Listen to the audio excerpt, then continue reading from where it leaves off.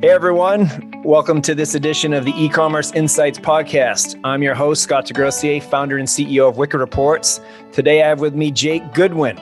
He is a marketing consultant and CMO who has generated over 100 million in revenue using social media, email, ClickFunnels, chatbots, and pay-per-click marketing strategies, all things this audience cares about. And he has a particular specialty in B2C and consumer goods, which I know a lot of our audience is involved with. So that's why we're happy to have you on the show, Jake. Welcome, and how's your Friday going? Yeah, thanks. Thanks for having me on. And Friday's been going good. Down here in Florida, enjoying life, living it up, and excited to be on the podcast and go over, some of the things that I've learned in my last 10 years of marketing and see how I can help other people as well. That's why we have the show. So perfect.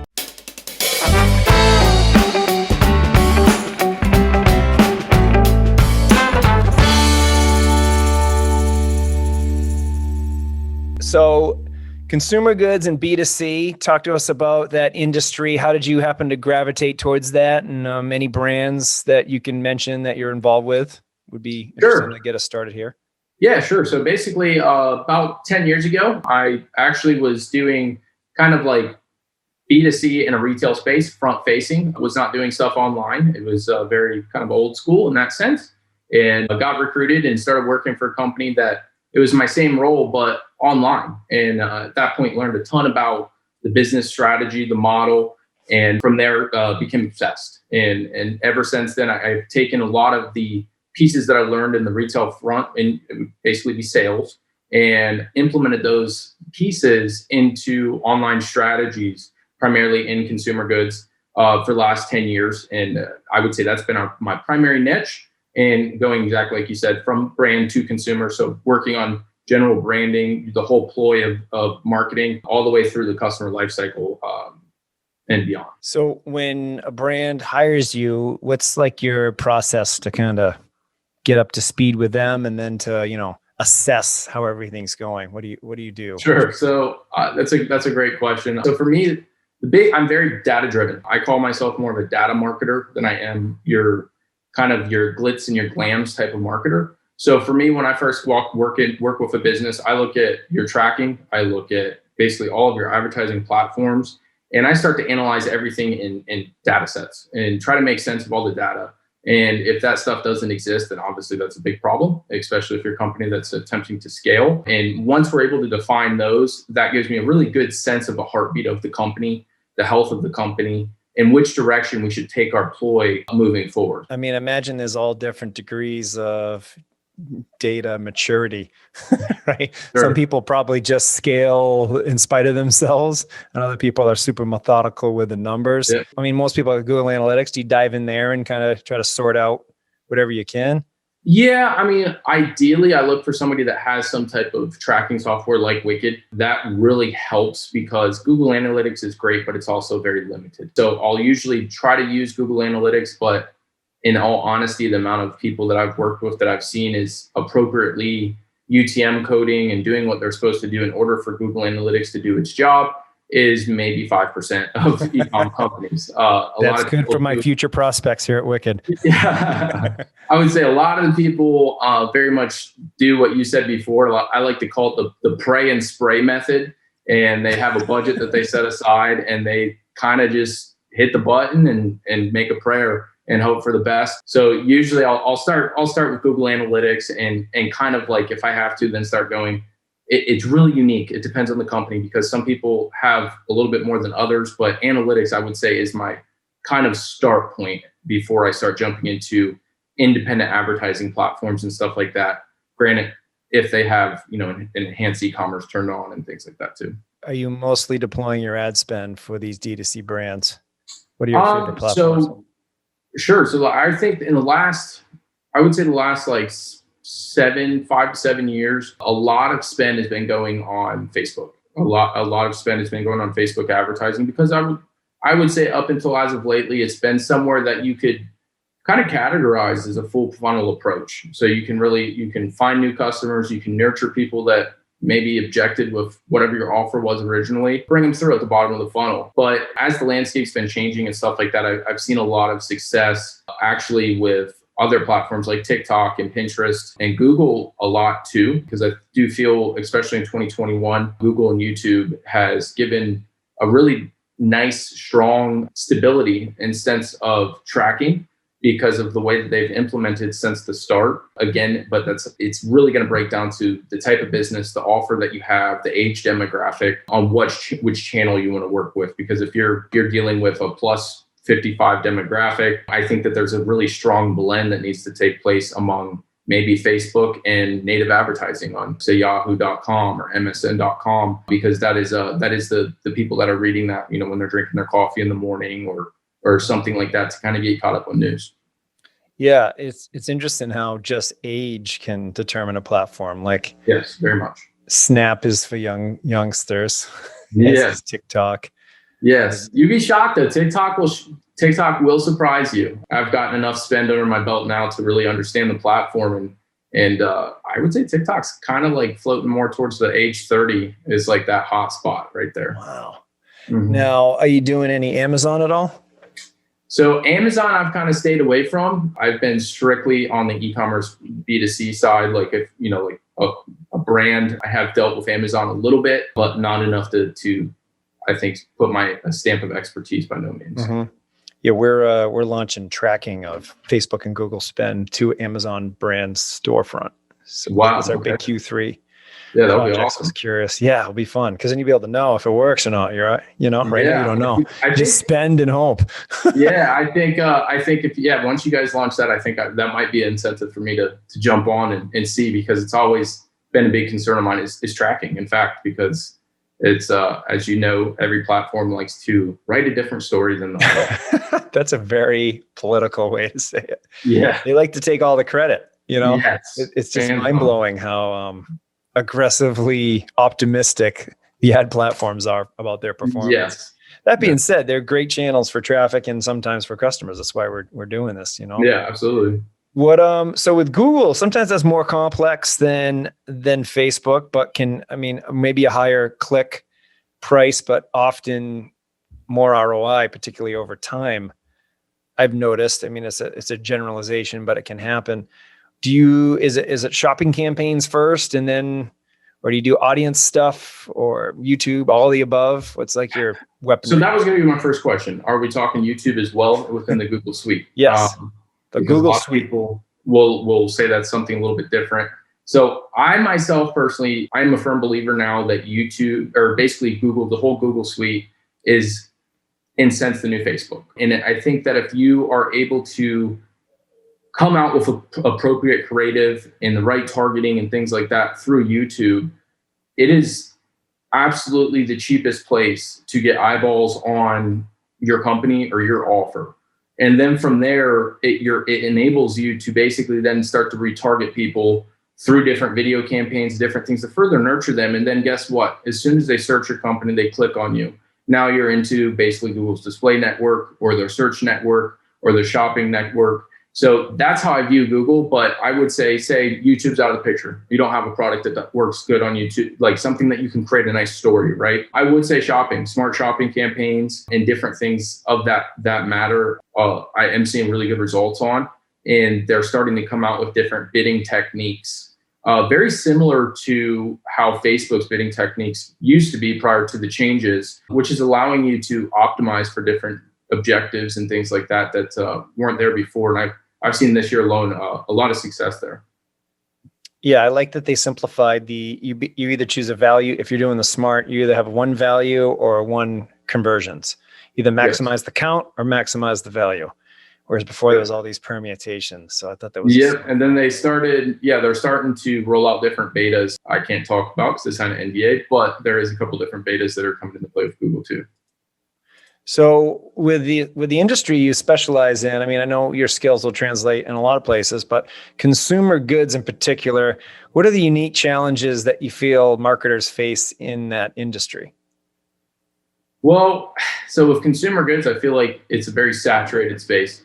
So I think that one of the big things for a marketer, like as an advertising standpoint, is differentiating yourself from everybody else that probably has something similar or something alike, while still being professional and keeping composure and not bashing another brand or something like that. So coming up with a genuine marketing ploy, I think, is the biggest hurdle that marketers are going to come against in consumer goods space, and something that's going to set you apart. But outside of that, I would say not just in consumer goods, but as a whole, marketers, especially in 2021, are having a really tough time with tracking and kind of getting a strong idea of like, hey, where do I even go where do I go to spend? Like, I have a great message and I have a great offer, but I'm not sure where to start. And the message is slightly different everywhere. And I'm not too sure which product goes at which platform. Because as you said before, age is going to dictate a platform. But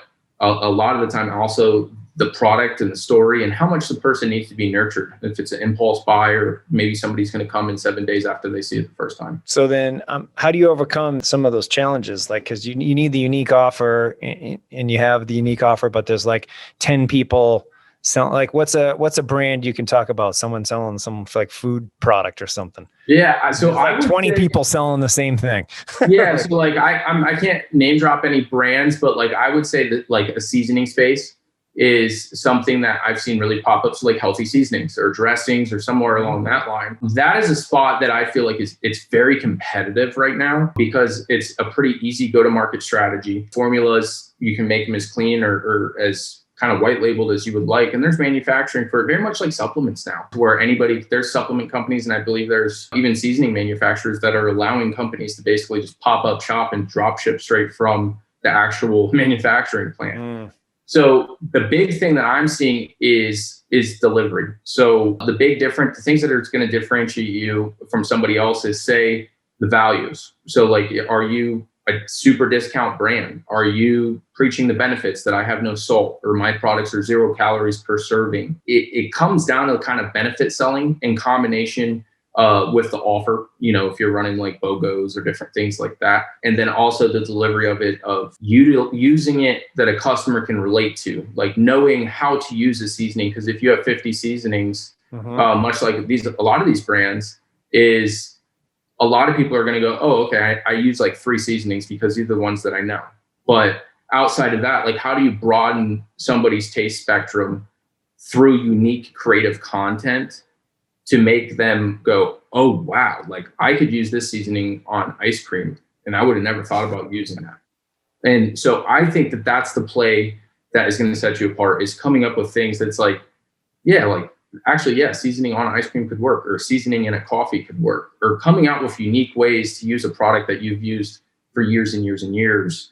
It's the implementation of the product and explaining and showing people that it's more than just the seasoning you would put on your grilled chicken or steaks, and coming out with a message that is showing it, hey, this is unique ways to use it, because it's great clickbait.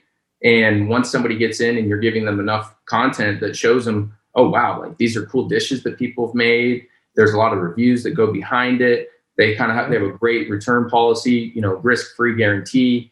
Like, what do I have to lose? Let me try it. So I think that's the big thing with consumer goods right now, is it's like, how do you reinvent something that's been boring for all of its eternity? Yeah, I'd agree with that, because I have Montreal steak put on my burgers. Salt and hot sauce I put on virtually everything. Yeah. Hot salt always, even without tasting, I have salt, which drives people crazy. And that's it. I don't really. So I need education.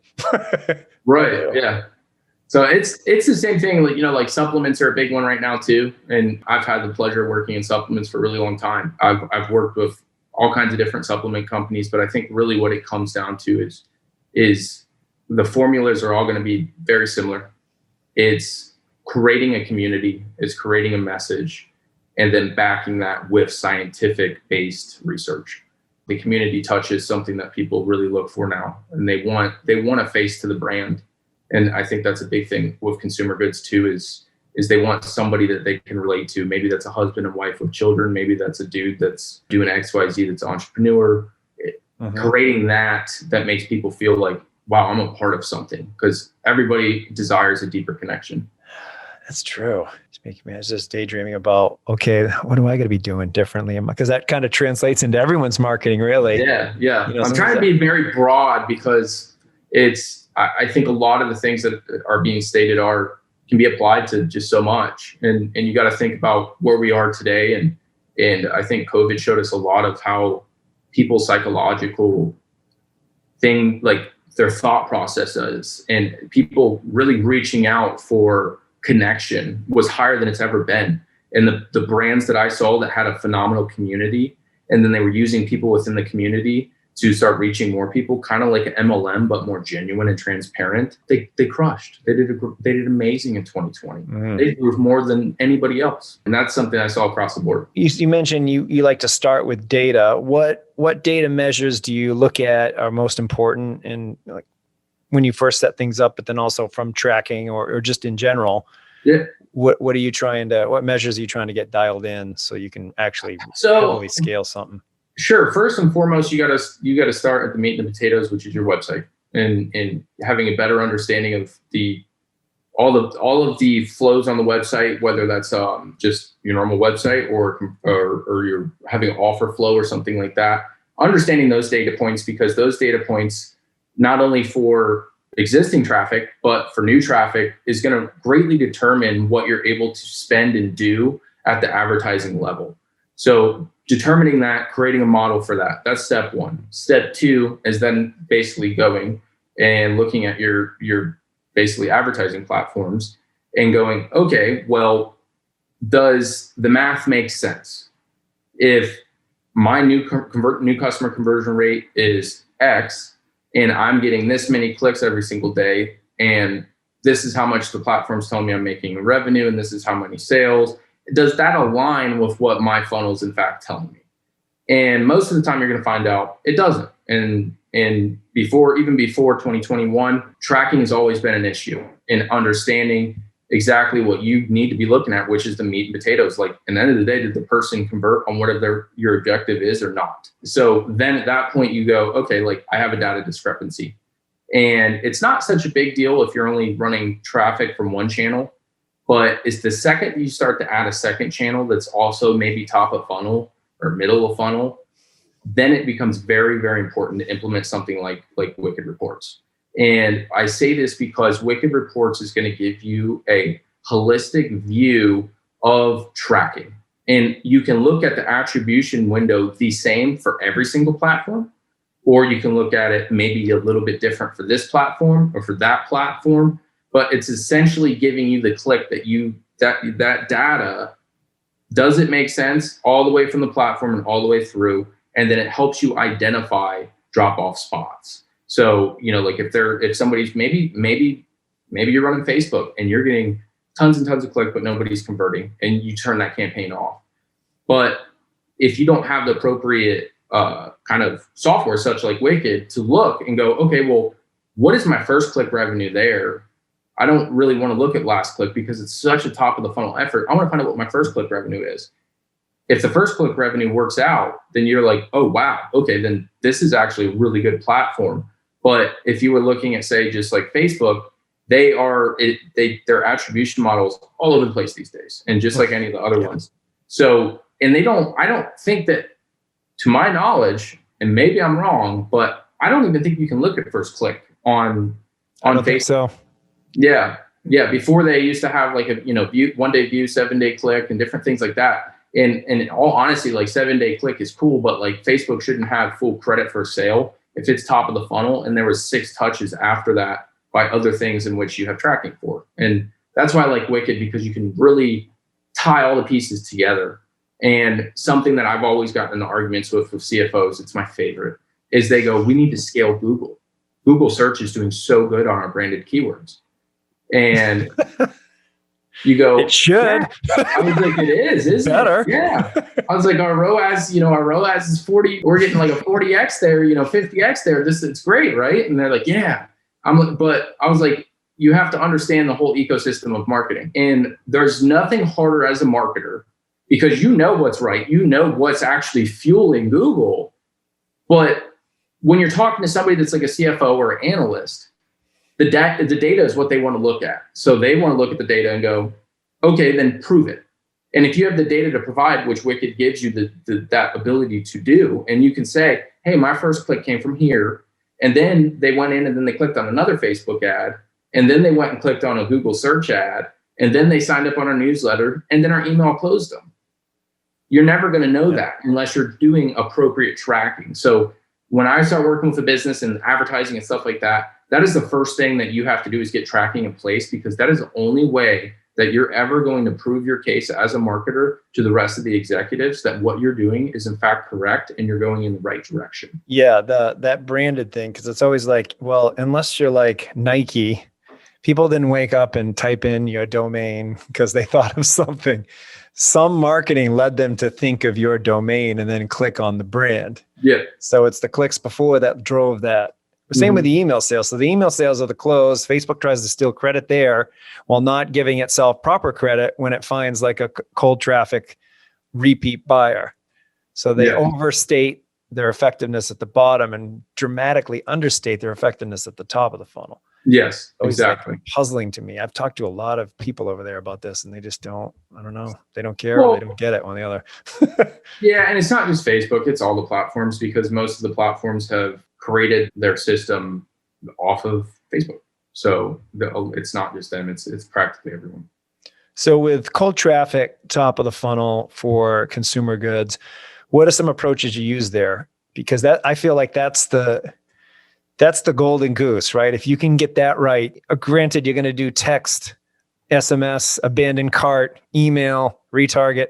Those things are all well and good, but they're only good because your cold traffic's going to have to get them down to that stage. It's the most important, one of the most important things, in my opinion. So how do you, some brand hires you, I need help. Well, you got to figure out their cold traffic. How do you do that? Yeah. So like basically for cold traffic, again, I'm going to lean on it. Every brand's different, every offer's different, but I'm also going to lean on tracking. So I want to look at tracking and see, okay, like where's my cold traffic sources? Which one is in fact driving the best revenue from first click, and maybe a linear, and then maybe a last click attribution model, and then kind of like draw in between. And then you go, okay, like, well, this one's not giving me a lot of revenue off of first click, linear, or last click, but my CPM and my cost per click is maybe 1/3. So I can actually send way more volume through this traffic source. And then it's up to me to optimize other pieces, whether that's like, hey, let me try to collect the lead faster, so I then can put them into my email clutch or my SMS clutch. But ultimately, that's where I usually look, and that's where I'll start to look. And I go, okay, like, well, here we are. This one has a lot of volume. This one has the cheapest amount of volume. Let's maybe start here and then kind of go down that path, because if we can fix that, that's going to give us a much larger return in the long run than if we're going to go pay quadruple the price for CPMs and clicks from another platform that maybe gives us sales a little quicker. So I think that ultimately it's a blend. So finding out which one is the best for your company, because every company's different. I've had companies where native advertising is phenomenal, and it puts them into a landing page. And then once they hit the landing page with their article, a little advertorial, then it's going to go flow through to a website or a lead gen or something in that sense. But native is cheap. It's, you're getting CPMs for like $1. And then you're getting, if you're a good advertiser, you're getting clicks at like 10, 20 cents at whatever scale you want. And that in my opinion is the spot. So it's like, who has the cheapest CPM? Who has the cheapest CPC?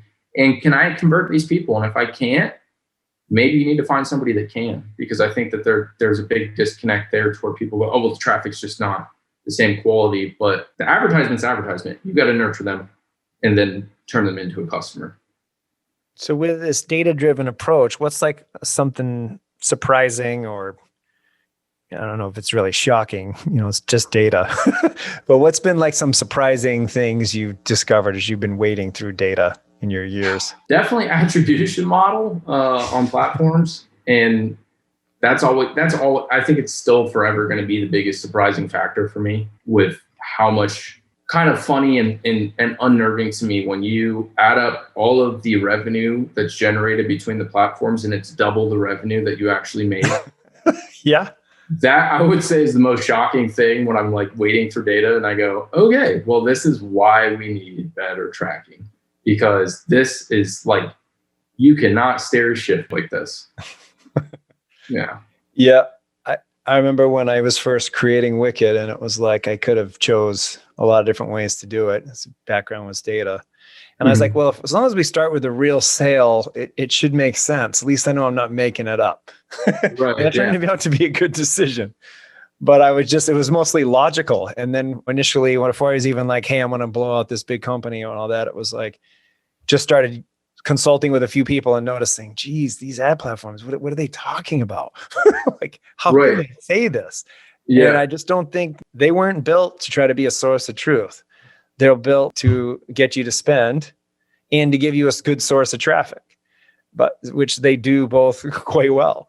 And that's the purpose of their reporting. It's not to be a source of truth and to tell you to spend with their competitor. So right. I mean, it's a business at the end of the day. They want you to spend money. So they're going to tell you whatever they got to tell you to make you spend money. But I would say that's usually the most shocking thing is finding that. And then through data as well is finding that the platform that you least thought was the best one is actually the best one.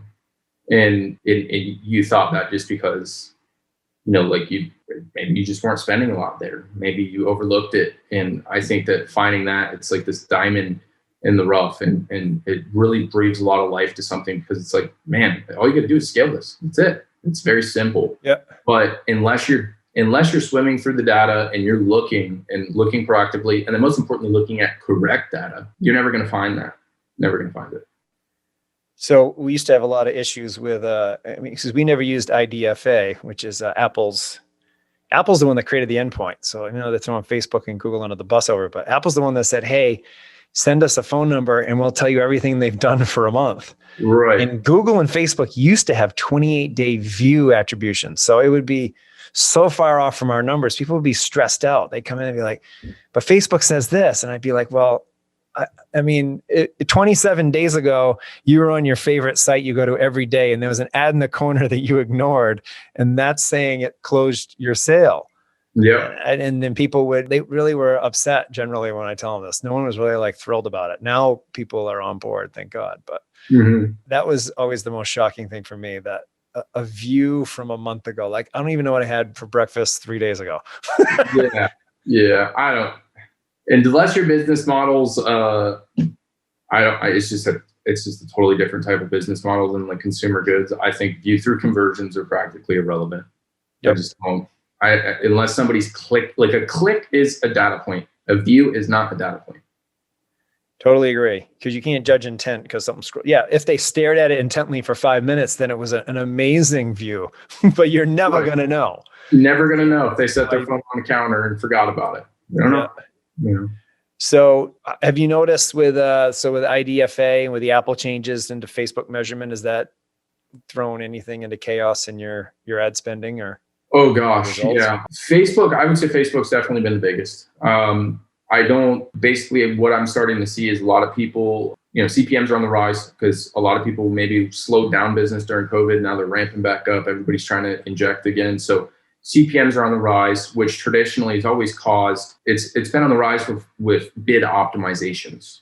And that's where I really noticed the biggest difference right now, because tracking's track. Facebook's always been off. It's been off 10, 20% for forever and a day, even on if you're looking at the last click model only. But as of lately, it's either under or over reporting. I've seen up to 60%, depending on how many people are Android or Apple users. But the bidding optimizations is where I've seen the biggest issue. And because marketers are coming, and when CPMs rise, that means that more people are coming to the platform, they're spending money, and how are they going to optimize? They're going to bid on lowest cost, because that's what makes sense, especially if you're a newer company and you're doing the quote unquote pray and spray. I'm going to run lowest cost because I think that's the best. So lowest cost is working okay now, but CPMs are way up. So in the past, how you would combat that is starting to tie in different bidding methods, because they have different pieces of auction. And if you were to go in and you say, okay, cool, well, instead of me running a lowest cost campaign, maybe I found some great data on lowest cost, but now I want to go and play in the auction of a bid cap campaign or a cost cap campaign or accelerated bid cap campaign or a minimum ROAS campaign. Mm-hmm. All of those optimizations from a bidding standpoint completely got wiped. And I don't think people understand the magnitude of that change because Facebook is not getting the data points it needs to make decisions anymore. And I'll give you a prime example. I had somebody that I was running paid media for. They spent $100K a day on Facebook. Almost every single one of their campaigns have been on autopilot for about 6 months. Doing great, crushing, doing a very, very good job. They're all on bid cap, accelerated bid cap, cost cap, or minimum ROAS style campaigns. The update took place. It was okay until I would say about 3 weeks ago. 3 weeks ago, I think, is when a lot of people started to update their phones and things like that.